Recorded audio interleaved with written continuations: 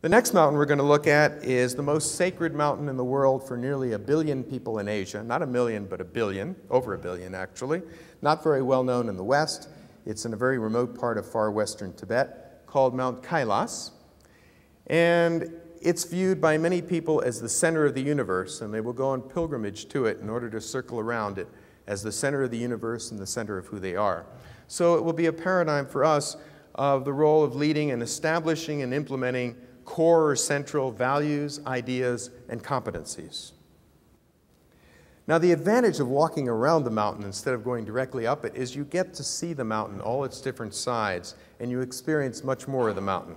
And this is important, as we'll see, because we have a temptation when we see a problem. If a mountain represents a problem or an opportunity, our immediate impulse is to attack it head-on and go immediately to the top.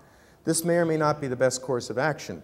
There are certain advantages to going around that problem or that opportunity, looking at it from different sides to see what are the different things that you can derive from it, from either the opportunity, the problem, or the competence. And let me give you an example from Sony.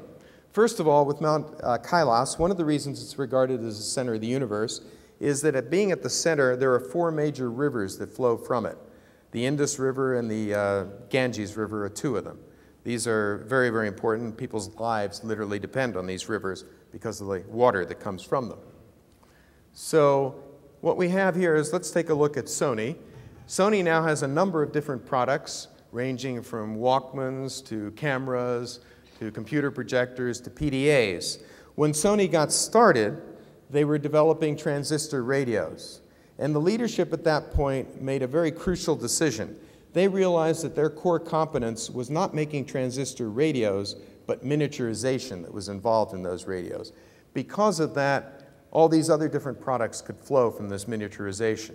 If they had decided their core competency was making transistor radios, they'd still be making transistor radios today, and they'd probably be out of business.